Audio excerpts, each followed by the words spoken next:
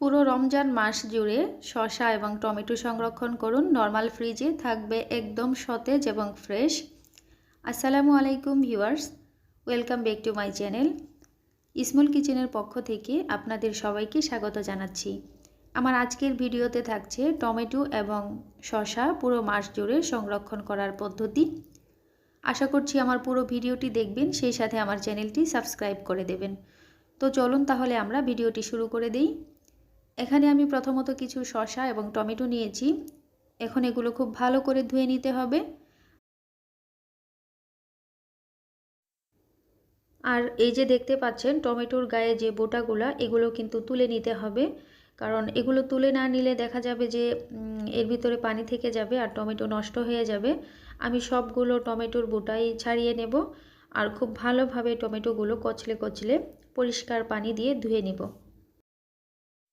এই পদ্ধতিতে টমেটো কিংবা শসা যদি আপনি সংরক্ষণ করেন তাহলে পুরো মাস জুড়ে একদম ফ্রেশ থাকবে, টাটকা থাকবে।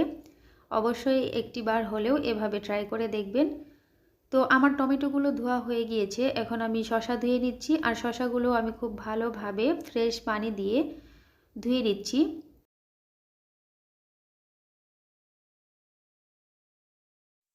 এখানে সবগুলো টমেটো এবং শসা ভালোভাবে আমি ধুয়ে পানি ঝরিয়ে নিয়েছি।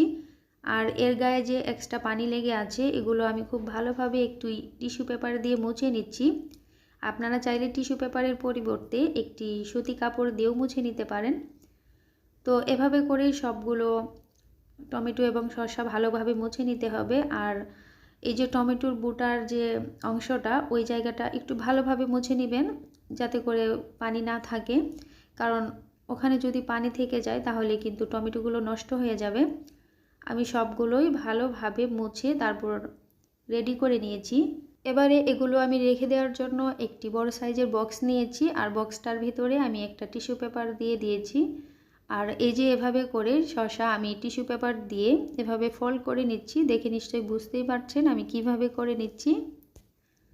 এই পদ্ধতিতে আপনি শসা টমেটো যদি রেখে দেন তাহলে প্রায় মাসখানেকের মতো একদম ভালো থাকবে। আর এভাবে করেই আমি সবগুলো শসা রেখে দিচ্ছি।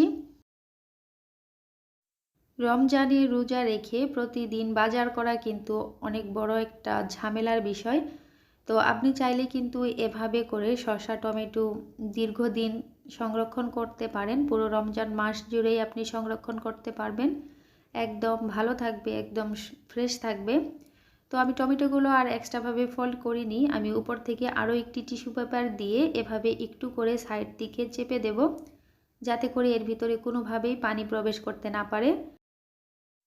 ভিতরটা একদম শুকনা থাকবে, কোনো রকম পানি থেকে গেলে কিন্তু নষ্ট হয়ে যেতে পারে। অবশ্যই একটু চেক করে নেবেন আপনারা। এখন আমি এই বক্সটা লাগিয়ে নিচ্ছি। এই তো রেডি হয়ে গেল। আমি মাস জুড়ে এভাবেই সংরক্ষণ করে নেব। আমার আজকের ভিডিওটি এই পর্যন্তই ছিল।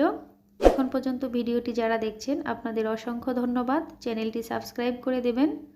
আজকের মতো এখানেই বিদায় নিচ্ছি। আল্লাহ হাফেজ। আসসালামু আলাইকুম।